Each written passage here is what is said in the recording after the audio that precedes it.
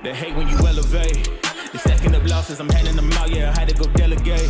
It feel like I'm floating, I'm lost in the moment, I swear I could levitate. They never believed that I would really fly. Ladies and gentlemen, it's your boy XPress on another great edition of Express Yourself with XPress. You know what to do at this point. Make sure you hit that like and subscribe button, but also leave a comment down below, get in DMs. We're reporting live as always from Network Studios. They want to thank my proud sponsors, Burgundyism. Yes, sir. Shout out my boy Thomas Burgundy. Got Yes, that sir. new video out as well. Dope. I fuck with Thomas Burgundy. An alumni of the show. Yeah, I fuck with bro for sure. Thanks to another alumni of the show, my that brother 700 behind the horsepower, scenes, the tatted teardrops, he was going Bankhead, crazy. straight out the trunk radio. Shout out to my Appreciation. dog. My boy. Appreciation. My boy. Shout out to Self Love. Shout out to my boy JM. He got some stuff going and a performance coming along this way. So I ain't gonna say nothing. I'm just gonna show up. Shout out Shoe Pugs. Jimmy. We got an episode coming as well, business edition episode. And also shout out to King Vision. You already know the vision of a king. Ladies and gentlemen, without further ado, you already know how I do this. An expression of the episode. The expression of this episode I want to use is composure. The one thing I came into grasp of being able to witness you perform was how great you have stage presence, but how well you keep your composure. A lot of people don't know how to do that. Yeah, I appreciate that. Like, you're hearing constant sounds, different things going on. There's anything that can be a monkey wrench in your performance or just in your way of life. So the fact that you keep your composure, man, I admire and commend you for that. Thank you. Somebody told me don't practice until you get it right, practice until you can't get it wrong. So that was something I always carry with me, you know what I mean? So when I perform, I feel like that's one of my strong, parts of me as an artist is my performing. But when people come to me after I get off stage and be like, "Oh man, that was dope," I'm like, "Thank you." But I really want to say, I did this shit 1,000 times before I got here, bro. You know what I mean? I've been practicing this shit in the mirror, man. Bro, like I've been doing. I really love this shit. I'm really passionate about it. I really care about respecting the art. You know what I'm saying? That's why I put the type of energy and emotion I do into it. Having full passion into your purpose is how you reap the full benefits of it. Yeah, and I was fortunate enough to know what I wanted to do early, even though I had some distractions. But once I saw Crisscross, I was like, hold up, bro. What is that with the crisscross? We just crisscross was a thing. Yeah, bro, yeah. I'm telling you. Python was just saying the same thing. Bro, so I got an older brother. My older brother, he's 2 years older than me. We used to carry the video cassette of Crisscross music videos with us. And whenever we went to any family house, they like, had them put that in the VCR, let them do their thing. You know what I'm saying? Yep. So I knew early on, and seeing that, as kids I could do it, it was like, I could do this shit. Even if I don't make it as a kid, it just helped me fall in love with it, seeing kids doing it, Now, for those who y'all better know, I'm going to go ahead and do the honor of announcing this amazing, talented, hardworking artist by the name of Nick Free. Yes, sir. Young Iceberg, Dakota's daddy-o, you know what it is. Hey, man. Thank you for being here. Thank you for being a true individual. And just being down to earth. A lot of people don't get that, to where you can get somebody walking straight off of a stage, off of a performance, and just keeping their composure still, being cool with you, and not even just being cool in that moment, just being cool in general. Yeah. So thank you, man, for being that. Bro, I thank you for the support. I thank you for being genuine. You know what I'm saying? We didn't talk before you came to the show, and you showed love. And I know we was talking about it before we got on mic, but after I got off stage, I was doing my tap-ins, and I'm like, let me check my phone. I'm seeing you mentioned me in your story. I'm like, damn, bro, you still here tapping in with me. You know what I'm saying? Because I'm always with that just like genuine organic connection. You know what I'm saying? No, 1,000%. And shout out my brother Bankhead, man. Yes, sir. When we shot our episode, we had a moment that I think people actually take for granted. But it's real. You got to get out there and you got to touch grass, man. You got to get out there and you got to, shake hands, let your face be seen, You got to, pull your high socks up. The higher the socks are down the food, man. For real. Yeah, no, you got to shake some hands, kiss some babies, you know what I'm saying? Take and real pictures. show true, genuine support. That part. That's the real thing. A lot of people show up because they have a hidden agenda. Yeah. But my thing is there's no hidden agenda. There's no ulterior motive. There's no catch unless you see a nigga about to fall and hit the ground. Catch me before I do. Yeah. That's it. So like in this type of industry, it's rare coming across genuine people that really just want to do what they want to do and want the best for you. So I was always mindful of that because I don't want people to come across and think that, yo, I'm trying to take advantage of them. You know what I'm saying? So now I try to make sure that I just keep it thorough. You know what I'm saying? I figured out I had to figure out how to utilize people so they didn't think I was using them. You know what I'm saying? Because I'm not trying to use you at all. But if I recognize your talent or I see what you're doing, I definitely want to figure out how we could help each other. You know what I'm saying? So it's like you got to utilize people in a space where people are getting used and abused. You know what I mean? The whole premise of this show is to help people stop suffering in silence and stop hiding their hurt so they can heal from it. That So part. bringing individuals on that can actually be an inspiration for the next person. That's what it's all about. Each one teach one. Yeah, I'm with that. So let's go ahead and teach the individuals, let them know where you're originally from and your family upbringing. All right, so I'm a East Side baby. If y'all don't know, I'm from South Central Los Angeles, east of the 110. I really grew up all over the city, even though I lived on the East Side. I went to elementary school on 98th and Fig because my mom taught there. You know what I mean? And that experience was off of Fig is crazy. You know what I mean? But all of my teachers from kindergarten to 5th grade were Black women.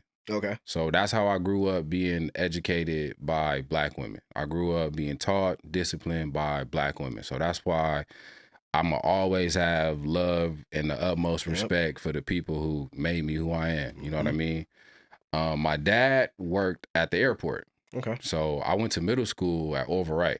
So Damn, now on the other I'm on the whole other side. And And taking then, them early morning rides to school and stuff. yeah, you know what I'm saying? So we used to ride with my pops when I was in 6th grade, but my parents ended up divorcing. So second semester of 6th grade, I got to catch the metro. You know what I'm saying? So I'm literally catching the metro from San Pedro and Manchester all the way to Overwright, all the way out to Westchester. You know what I'm saying? So you can imagine how long that bus ride is, but imagine all of the characters that's on that bus. You know what I'm saying? It's and we from LA. Disneyland. Yeah, we from LA, bro. For So adults. even though you on the straight route, bro, you going through hella hoods. You know what I'm saying? So that was a cool experience for me because I got to see shit and figure out how to handle it on my own. You know what I mean? In real time. Yeah, the first year my older brother was there because he was going to Westchester, but he stopped going to Westchester. So then I was just on the bus by myself. You know what I mean? But I had homies that rode the bus too, so it was cool. And then my mom been telling me since 3rd grade that I was gonna go to Verbum Day High School.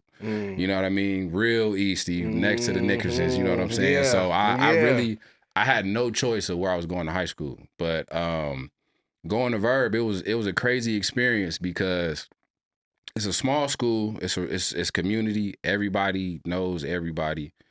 But when I was there, it was really on some. We not gonna let you fuck up, bro. We gonna make sure that you good.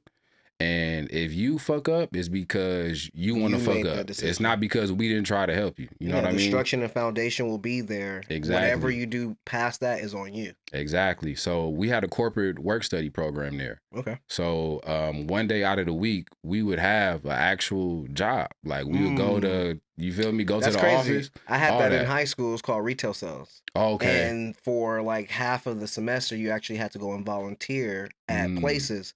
And I just was so good at this situation. Whenever my first little volunteer work ended up becoming an actual job, which was Craig Auto Parts. O'Reilly ended up buying them out and stuff like that. But yeah, like 2-3 weeks into it, they're like, hey, do you have your work permit? And I was like, well, yeah, that's how I'm here. It was like, oh, we'd love to, possibly give you the opportunity. So that was my first little opportunity of working too. So I definitely understand that. Yeah. So yeah, but I was like in a real corporate setting. Like I'm 13, 14 years old working for one of the biggest accounting firms in LA. You know what I'm saying? And then my sophomore year, I ended up working across the street from the Fox. You know what I'm saying? Dang, yeah. And it was crazy because I went to Overright, so I knew people that went to Westchester. So I'm like, put up to the Fox Pull on my up, lunch pull break. You know what I'm up. saying? Y'all get out early on Tuesdays Hell or the yeah. bullshit. You know what I'm saying? And then I ended up moving to Texas for a year and a half. And I was out there. It was cool, but it just wasn't really my speed. You know what I'm saying? But I still met some genuine people, still talk and kick it with people that I met out there. I was just with my boy, shout out to my boy Isaac. We was just out last night at 9 p.m. sharp. Shout out to my dog Sharp too. That's funny. That's actually the cologne I'm wearing right now. Yeah. 9 p.m. I'm literally wearing that. Sharp, talk to him. But yeah, so I was out there. Like I said, I was a hooper, bro. So Same. growing up, I was always one of the best people, no matter where I went. You know what I'm saying? Yep. And then when I got out there, it was totally different. Like, because the pace is different. The The pace- style of play is different. So what you bring. Same thing happened to me when I went to Alabama and New York, and I was going for like half a year. Yeah. Same thing. I'm 19, almost 20. The pace, everything, the style of play was different. Like, I was barely coming to my like athletic peak, and not like that. If y'all don't know, I'm about 5'6", 5'7" on a good day. I've transitioned from not being able to touch the net to tapping to not being able to touch the rim to grabbing the rim to dunking tennis balls to actually catching. Like, I actually been able to overcome that, you know, that Napoleon complex thing that they talk about. Yeah. So like for me, I was always been an overachiever, but when I had went out of state, it was just a shift. So yeah, talk about the shift that you went through with that. My biggest shift was just realizing how big the world actually is. You know, Verb, it was only 300 students. I'm transferring to a public school now, co-ed, 5,000 kids. I don't know nobody. You know what I'm saying? So I remember my first day, bro. You said co-ed? I wonder what the pregnancy rate was. It's Texas, bro. Come on, man. It's the never highest mind. pregnancy rate in the country. Yeah, that's right. Yeah, bro. It was sophomores, juniors, you know what I'm saying? Having babies and shit. And I'm like, damn, Babies that's crazy. having babies. Yeah. So yeah, that was my biggest thing, because I'm just like, yo, I could shoot, I could jump, you know what I'm saying? Like, I'd be good anywhere. Nah, bro, I'm $150. You know what I'm saying? I got to get my body right, you know what I'm saying? Got to get really conditioned, you know what I mean? Like, I'm used to my coaches telling me, you don't need to pass the ball. Shoot it every time. I go out there, they like, nah, bro, you gonna have to work for everything. You know what I mean? And I just, I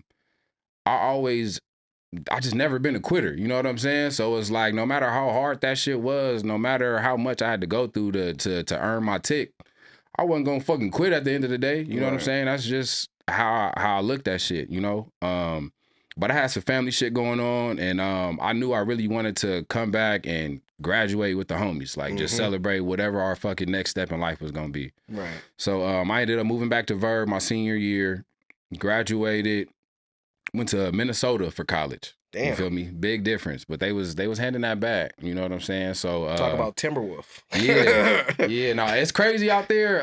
That's another thing, like just learning different cultures. You know what I'm saying? Like in LA, bro, we got so much shit going on for everybody to be a Laker fan. But you go to spots like Minnesota, they Timberwolves, Vikings.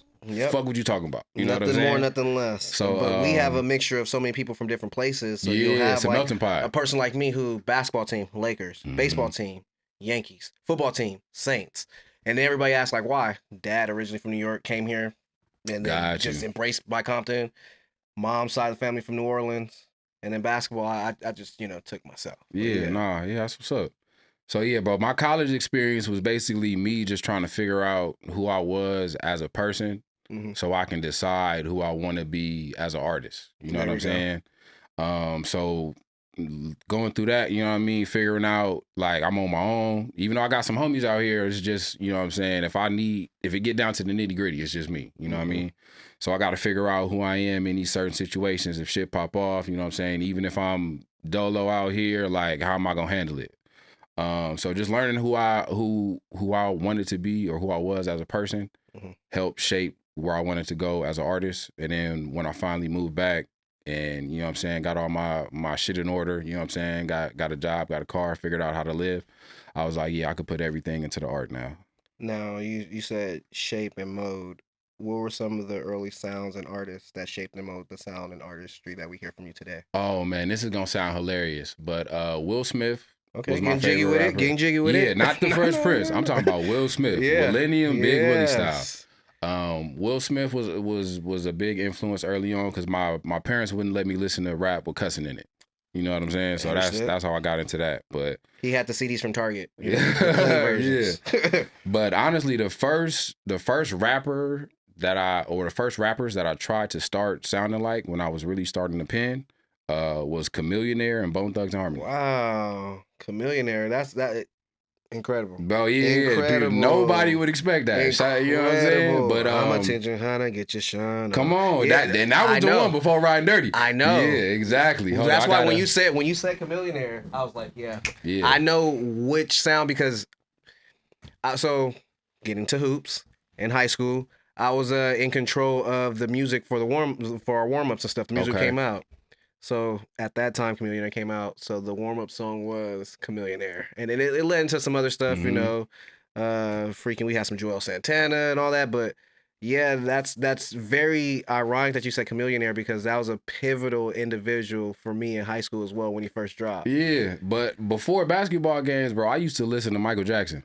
Oh, okay. Center yourself. People used Really to look at center me yourself. crazy, but yeah, it was like I'm listening to how sharp this nigga is on every track.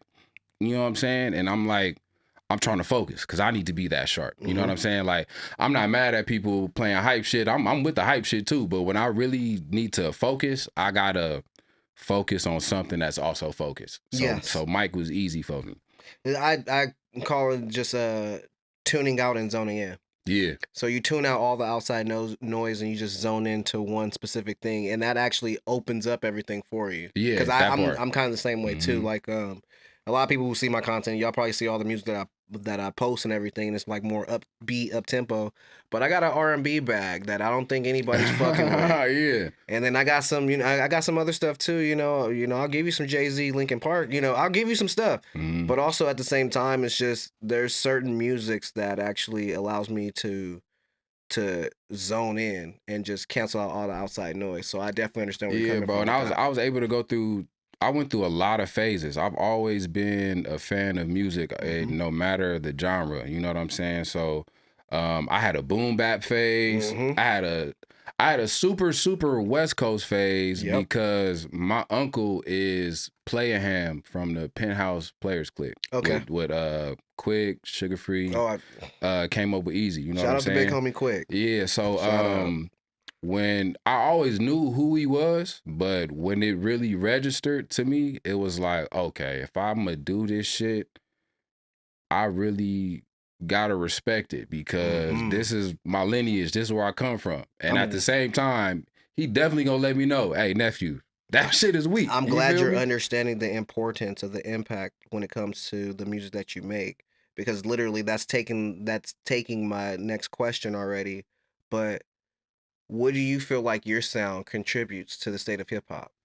I think I can contribute, or right now I'm contributing multiple things, but the biggest thing is just authenticity. Yes. Staying true to you. I tell people I don't have a sound, I got a style. So I just do my style on different sounds. You know what I mean? And they just mad because you styling on them. You mad 'cause I'm styling on them. Yeah, so like that was another thing my uncle told me. Like I remember a long time ago, I had to be like 11 or 12, and we at his house, I'm in his kitchen, I'm showing him some raps I'm working on. He like, oh yeah, some of that's cool, you know what I'm saying? Some of that'll work. And he like, the biggest thing I want you to remember is just stay authentic.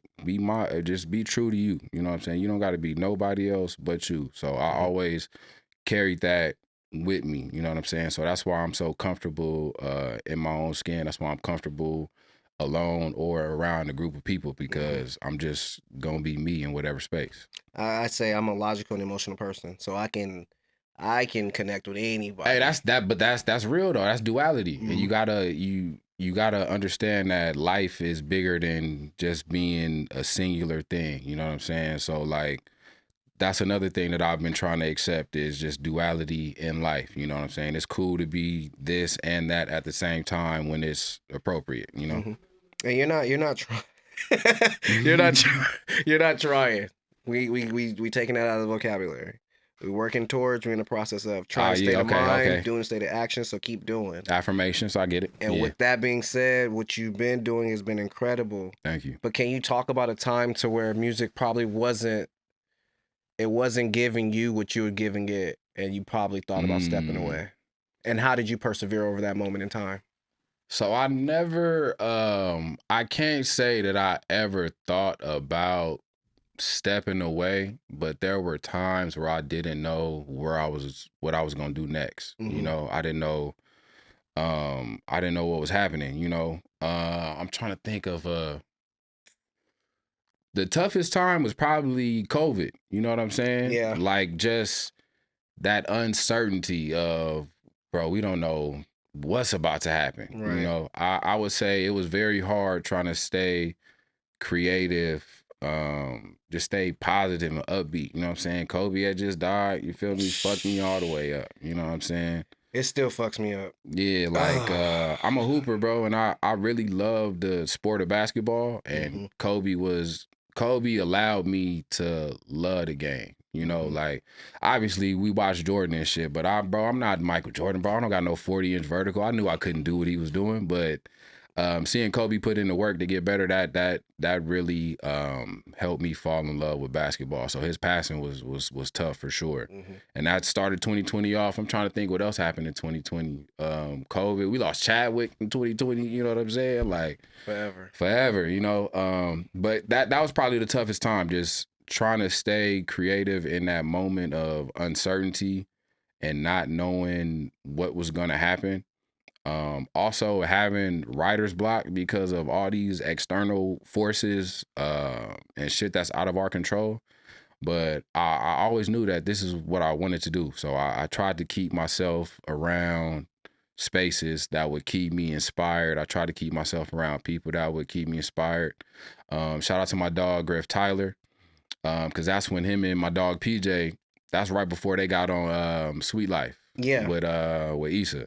So and then Griff was booming. Griff was really taking off, and I was just like, oh yeah, I'm inspired. I'm seeing my boy do it. You know what I'm saying? I ain't never been no hater nigga. So like that type of shit it kept me motivated, and I knew if I just kept my head down, kept working, focused on what I needed to focus on, and I didn't have to make shit about me. You know what I mean? That's what really got me through it. You know what I'm saying? Just having that, when I was too low to bring myself up, I was around things that were, you know what I'm saying, getting me back there. Talk about the importance of what it is to surround yourself around individuals that want the best for you, even if it's just for you. It's not contingent on what they can get out of you. It's real complicated because if you don't have a certain type of relationship with your mom, if you don't understand what that kind of unconditional love is, it might be hard for you to see when people are genuine and really do want the best for you. So yeah, I just got to shout out to my parents, bro, my family, my upbringing. I never felt like I wasn't loved as a kid. I never felt like my imagination was stifled or limited. And I never felt like I wasn't around other people, you know what I'm saying, other family. It was easy for me to make friends. So I would I've been hanging out with people I went to school with since like kindergarten. I've been calling people on the phone like, hey, ask your mom if I could come over. You know what I'm saying? So my house was always the kick house. You know what I'm saying? I had 4 siblings. So our house was sizable enough to fit us, but we definitely had room for extra people. So just gaining that perspective and just allowing that to shape my perception kind of dictated everything. What do you feel like when an artist is coming up in the industry and stuff? What do you feel like are some pivotal things as far as integrity, identity, and I guess just openness that you feel that some people are lacking that doesn't allow them to persevere? Like I said earlier, you got to know yourself as a person. You got to know what you are, you know what I'm saying, willing to compromise with and what you just not going to accept. And then holding yourself accountable to your standards. yeah, that's I think that's the biggest thing. It's like, okay, if I know that this is the space I'm working in, Mm-hmm. um, I'm a TSA line it. You feel me? Yes. I'm gonna cover it all. You know what I'm saying? I'm not just going bam, bam, bam. I seen it all. Nah, bro. Just if that's what you gonna put yourself in, you gotta maximize it. You know what I'm saying? Mm-hmm. And you just gotta stay true to that. You know, if that's really what you want, you gotta figure out what's important to you, what matters, you know, and it's kind of easy to it's kind of easy to see what matters to people if you just let them talk and just watch them act. So I try to gravitate towards people that are in the, we don't even got to be in a similar space. You know what I'm saying? Even though the majority of the people that I spend time with are in the music space, you could be doing something totally different. I got a homie, shout out to my dog Jamal. He a Olympic swimmer, you know what I'm saying? Shout but out. We on the same type of time, you know what I'm saying? It's like, nah, bro, we get into it, you know what I'm saying? And it's like, we could talk about life, even though I like talking about music because I'm around music people. We could still talk about life and connect. And you know what I'm saying? And he asked me for my fried chicken recipes and whatnot. You know what I'm saying? That's crazy. That's crazy. No, and you said something because one of my homies has said this the other day, and this is what I'm gonna get to as well, because it's a touchy subject and stuff, especially in the artistry and the spaces that we are in. And I get these questions asked me a lot, especially around with the people that I'm around. Genuinely, how hard is it to find true love when you're chasing hip hop? You know what? I might give you a different perspective, bro. It's really not that hard. Okay. It's really not that hard, bro. I've been doing this for a minute, bro. I done been in and out of relationships, but they've always been cool, you know what I'm saying? Because whenever I'm dealing with a woman, if she comes into my life, she can clearly see I'm on the path, I gotta go, I'm trying to accomplish it. You know what I mean? It's on her to decide if she want to take that ride or if she don't, you know? But even if she's willing to do it, you know what I'm saying? I'm not one of them.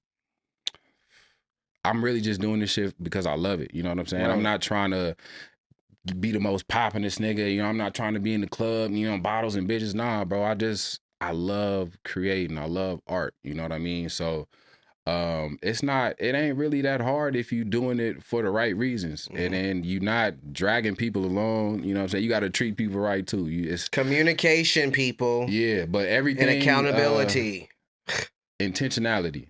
That's the biggest Having word. intent. Yeah, so like I'm a critical thinker, so I have intent with everything. Overthinking critical thinker. Yeah, it'd be like that, you know. Yeah, but yeah, I try. I don't like dragging people along, you know what I mean. But if I fuck with you and you fuck with me, and we're clearly benefiting, or this is working for us, you know what I'm saying, and you supporting me and my shit, and I can support you and your shit, it's like.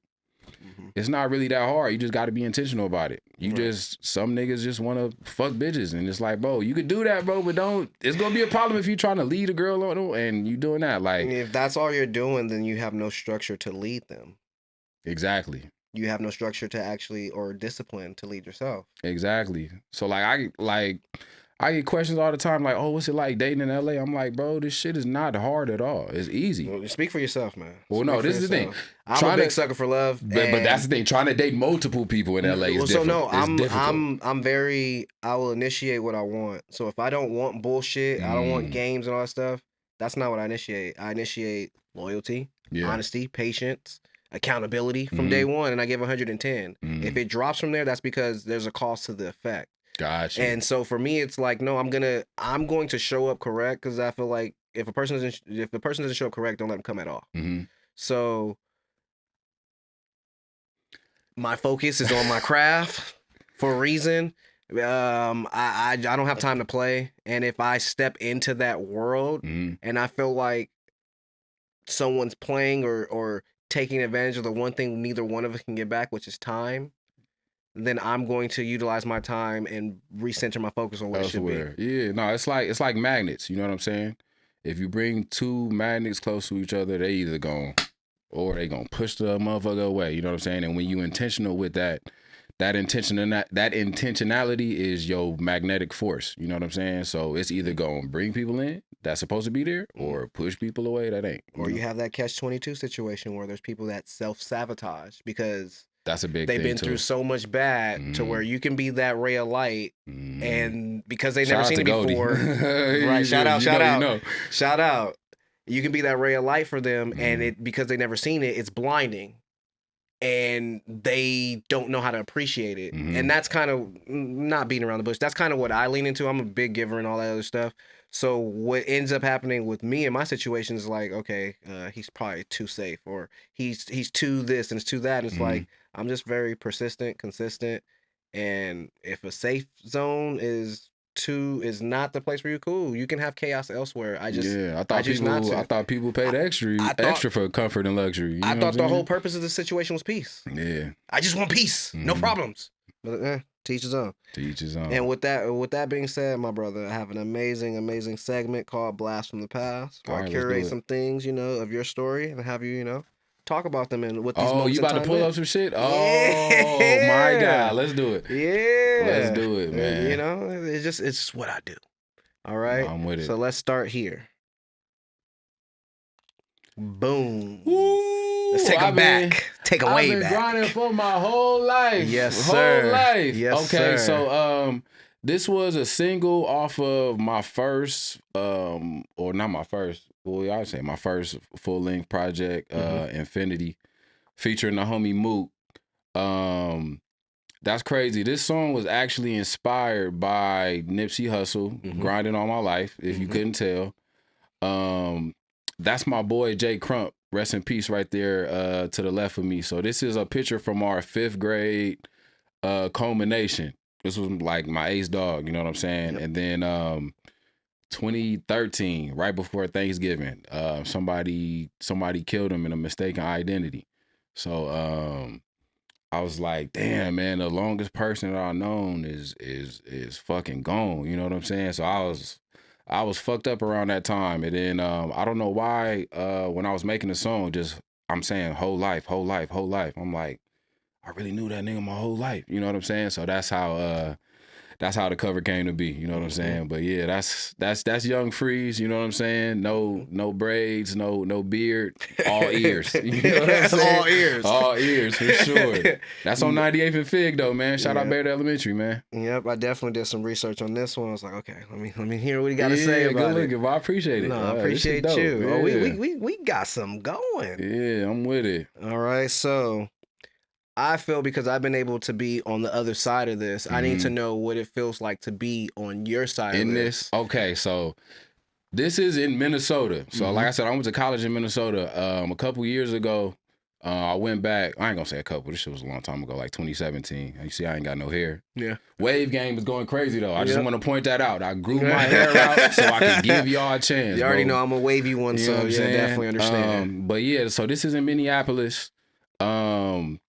I was coming out for our school's homecoming, and we were actually having homecoming against our rival school out there. So it was gonna be like a big shit.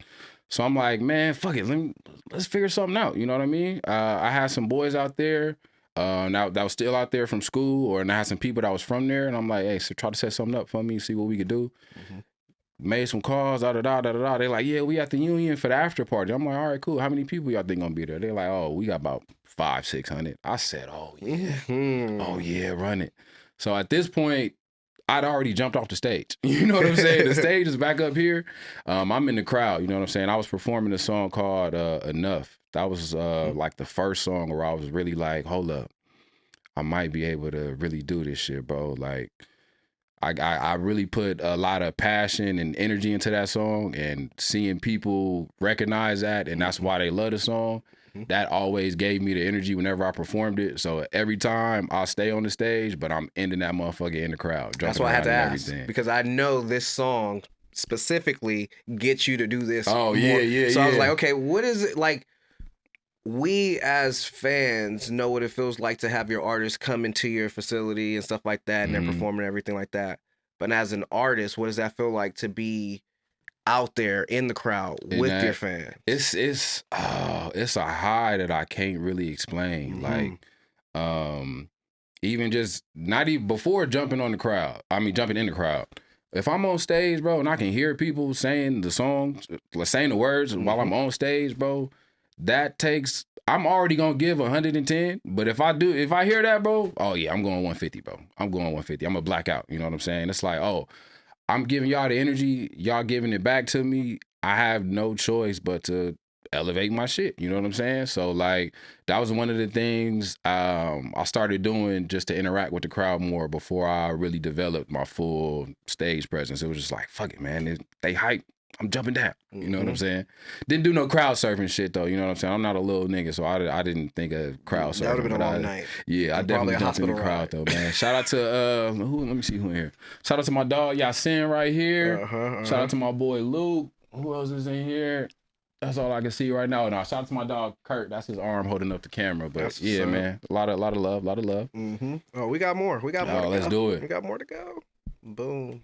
Oh, I seen what the clip was. Yeah. Damn. I told you, man. We taking them back. Bro, we are taking it back, man. First and foremost, I gotta say, rest in peace to my brother Chris Baxter. Rest in peace to JB too, man. I don't know if y'all can see on the camera, but I got the tat. You know what I'm saying? Nah, man, this was really my brother, bro, and they passed in a car accident, unfortunately. You know what I'm saying? It still fucked me up to this day because I was in the car like 10 minutes before they got hit. They dropped me off and then they was like, yeah, we gonna get some food. And I'm like, all right, I'll see y'all niggas tomorrow. I've been seeing y'all Wednesday, Thursday, Friday, Saturday. I'm gonna see y'all on Sunday. You know what I'm saying? So that shit fucked with me for a long time. You know what I'm saying? But I know he's still with me. I know he's still looking over for me. And even though I can't press play for him, he can still hear this shit. 1,000%. That's Young Freeze with the bifocals, the Nike shade or the Nike glasses on. This is my dog T-Pain. He just got married and had a baby. Shout out to my boy. This is my nigga Vic. Shout out to that nigga. Hey, y'all might not know who this is. This is DJ Marshman all the way in the corner, bro. This is DJ Marshman, OT Genesis, AD. You know what I'm saying? That's DJ Marshman. Shout out to my dog, bro. This is a picture. Like I said, we went to Verbo. We had a retreat called Kairos. So this was us coming back from Kairos. They try to like get the emotions and shit out you, make you a man. You know what I'm saying? I remember the whole time, bro. I'm walking down the hallway, cause it's a whole weekend. And then at like the last day, they give you like all these letters that your family and shit wrote saying how proud of you they are. You know what I'm saying? It was different for me, bro, because like I said, I grew up around a lot of love. So like I'm getting all these letters and all these people telling me they proud of me and they love me. And it's like, bro, y'all tell me this every day. Y'all tell me this on a regular.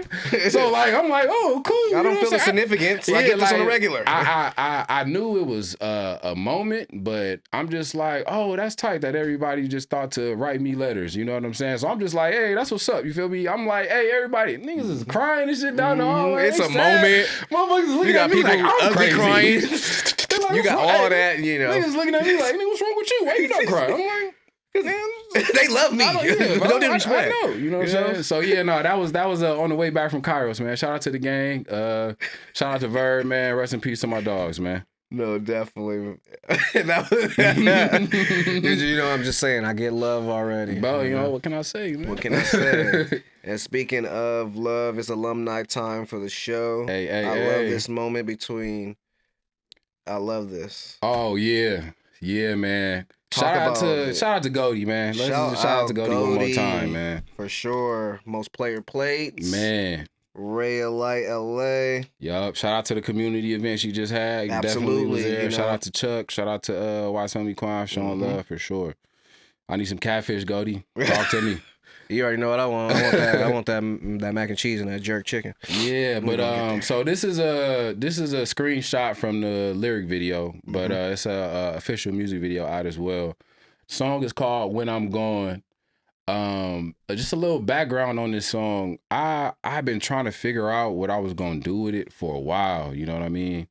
And I had ended up taking a trip out to Texas. My mom's needed some help, so I was out there for a minute, and I just went on a walk out there, and I got it in my AirPods, bro, and I don't have no destination, you know what I'm saying? I'm just walking, and then I'm vibing to the beat, and I'm like, I try to figure out what I can pull from what's actually going on in life to make sense. And at the time, I was dealing with a young lady who wanted to be my baby, but I had to go. You know what I'm saying? So then I just put it in a song, and then it just started flowing, and it came to where it was. And I wasn't gonna put the song out for a while. I didn't know what I was gonna do with it. But the night we recorded it, after we were finished, bro, we probably played that shit 50 times in a row. It was like, this shit is still hard. So it was at that moment I was like, yeah, I want to do a video. I'm trying to think of who would be, who would work for it. And then Goldie had just catered my birthday party the year before, and I'm like, I hit up Griff. I'm like, hey, you think Goldie would be down to do a video? He's like, yeah, bro, just hit her up. And then I chopped it up with her. We talked. I told her what the concept was for the video. I sent her the song and everything, and she was super cool about it. And I was like, all right, cool. And then it came together the way that it did. And once the official video was done, I was looking at it, and then Griff was like, bro, this is probably the best video you ever did. And I was like, I think it is, bro. We got to do an event and all that, bro. So it just came together the way it was supposed to, man. Shout out to Goldie. She killed it. I knew she had the look, bro. Even though the video was in black and white, I knew with her hair and her complexion, it was still gonna come across how I envisioned it. So shout out to Goldie, shout out to the homegirl Aries, and shout out to Daniel's son for putting all that together, man, for sure. They killed it. Major shout out. And Goldie, we gonna be waiting on that food. Yeah, absolutely. We ain't playing. Absolutely. Because you ain't playing with the food, and we ain't playing with you.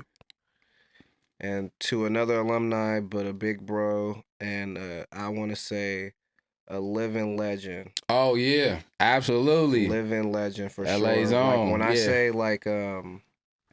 I've went through life-altering situations, I'll get to the point almost damn near died and stuff. And this man has always reached out, like on some personal stuff. Solid, yeah. Like been A1 since day one, sat in this chair, told me many times, whenever you need me to anything, reach out. And it's just like, Chuck means more to us than he even know. Like, so can you talk about the importance that Chuck has been to you, not just as an artist, but as a person?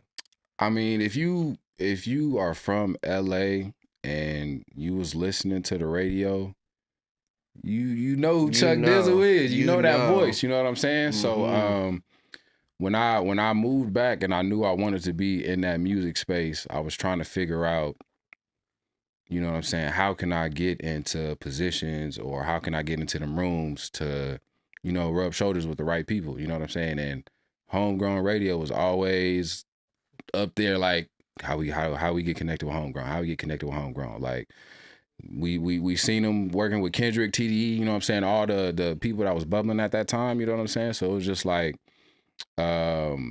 it's one of them, if you build it, they'll come, you know what I'm saying? At the time, we didn't know it was gonna turn into what it did, but it just it meant a lot, bro, because they always been solid, especially with me, you know what I'm saying? I remember the first time I actually met Chuck, I told him, like, I got the hardest song you've never heard. And then he was like, okay, send it to me. I sent it to him. He was like, yeah, no, this is clean. You know what I mean? So that meant a lot, because I know the industry, and I know the people that he comes across, and it's like, bro, you don't have to do that, bro. You just met me, bro. You don't even gotta press play on my shit, bro. You don't even gotta text me back. You know what I'm saying? Like, so it's always been a genuine connection. And just like I said, my uncle is Player Ham, so his sons are the LA Giants. They used to go by the Young Giants. So that's that's initially how I got in. That's how I got into the space. You know what I'm saying? And then that's on my mom's side. And then El Prez, shout out to Payday LA. That's my cousin on my dad's side. So once people started seeing me multiple times with, you know what I'm saying, people they were familiar with, they was like, okay, so you started adding one and one together. Yeah, you know what I mean? And then just Chuck always been just solid with me. He always just showed love, always been supportive, you know what I mean? I would do shows and shit, you know what I'm saying? Whether he was hosting or just in a spot, you know what I mean? He'd always come through and show love. So definitely shout out to Homegrown. Shout out to Your Seasons Fashions that actually is putting you know what I'm saying, putting the shirts on. Shout out to my dog Pre-Made. You know what I'm saying? They the ones doing that on the merch side. But nah, Chuck just he been cool, man. He been solid. I was just at his crib on Memorial Day, you know what I'm saying, breaking bread with my brother. So shout out to Python, he was there too, man. But Shout out. yeah, man, everything homegrown, you know what I'm saying? Everything 1,000%, man. And again, I'm just a Compton kid who's getting more embedded with people who represent the land the right way. Word up. So we can continue the legacy the right way. Because when we're gone, like, we have to soak up as much wisdom from the wise ones, so then we become the wise ones and pass it on down. So like all I personally do, I go to these situations, whether it be most of the time I'm by myself. Yeah. And it's just so much I can just absorb more, and people can get a genuine feel of who I am. Because sometimes you'll have the wrong people with you, which could alter a introduction. Got you. And how people embrace you. So yeah, for me, it's just best like, hey, either be with like-minded individuals or just be by yourself. Yeah, and to your point of passing it down, we definitely it's on us now. We the adults, so we gotta make it palpable or easy for the next generation. You know, each one teach one, but at the same time, you still got to be authentic. You still got to be genuine. People don't. What's the saying? They don't know how much you care till they care, or they don't care how much you know until they know how much you care. Yes. And then it's not about what you know; it's about what you share. That's the second part I added to it. You know what I'm saying? Clip it. I need that. Oh, bro. Clip that. For sure. But so yeah, man. I need multiple clips for this one. Definitely. I can't say thank you enough. Likewise. But we're definitely at the positive period of the podcast. Okay.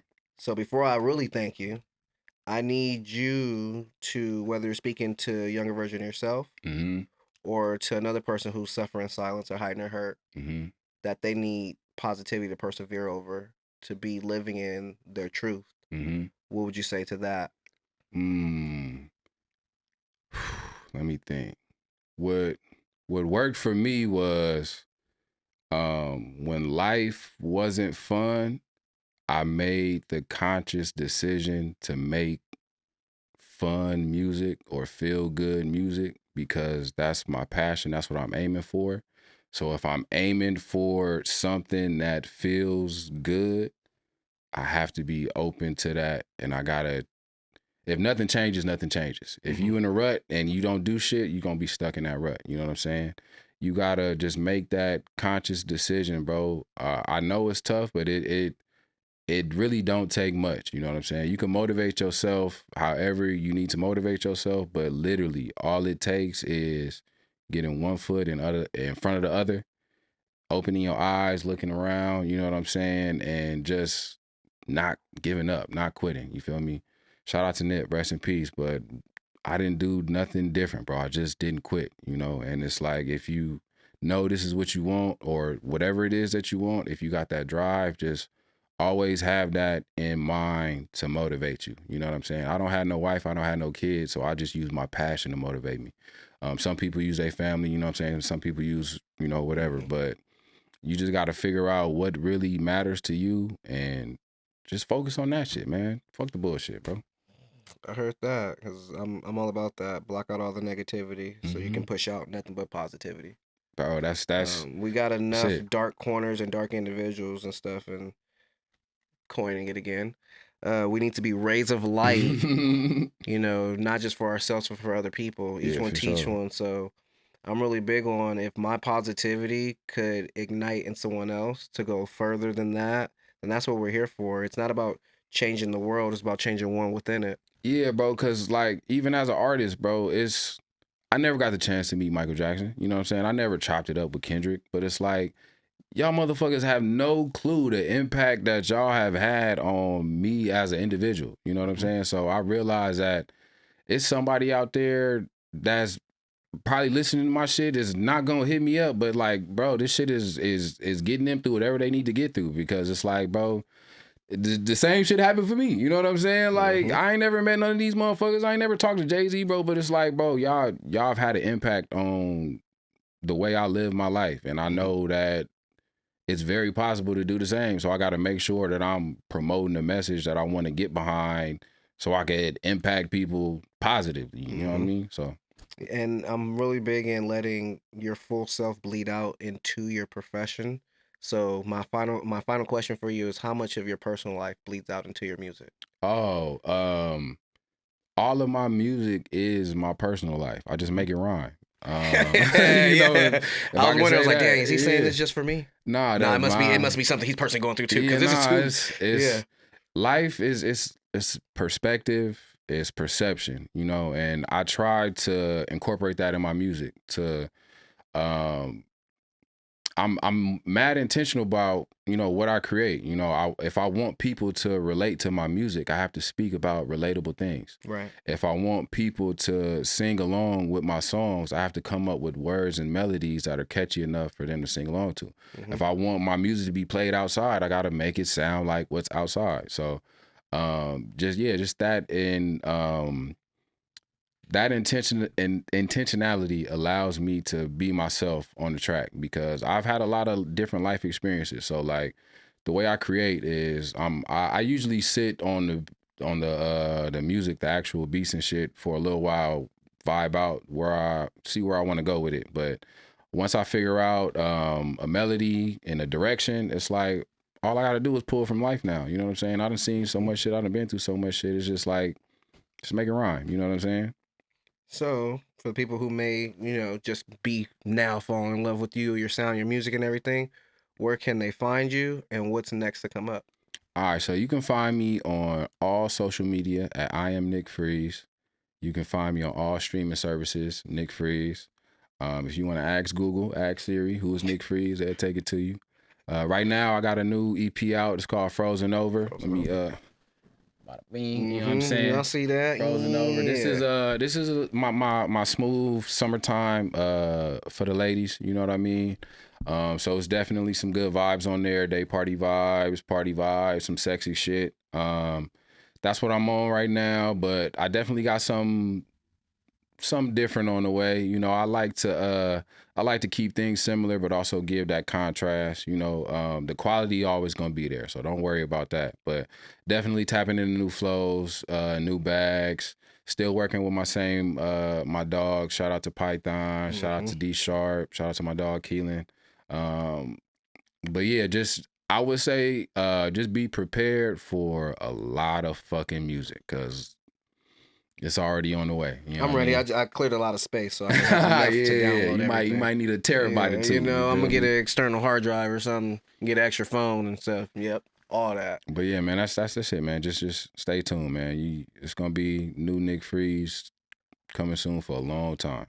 Absolutely, and just like everybody becomes a repeat offender here. So I will definitely have you back to indulge on more things, because life isn't just one part of the puzzle; it's multiple. So we'll be talking about more than what we discussed on this episode in the future. You guys know what to do at this point. Hit that like and subscribe button. Leave a comment down below. Hit me in the DM. Thank you guys as always. Thank you to my proud sponsors, Burgundyism, Thomas Burgundy.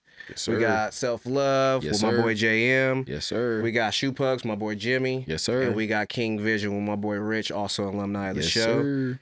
Thank you guys for always tuning in. See you guys every Taco Tuesday. And like that, I'm going. Peace. They hate when you elevate. The second of losses, I'm handing them out. Yeah, I had to go delegate. It feel like I'm floating, I'm lost in the moment. I swear I could levitate. They never believed that I would really fly.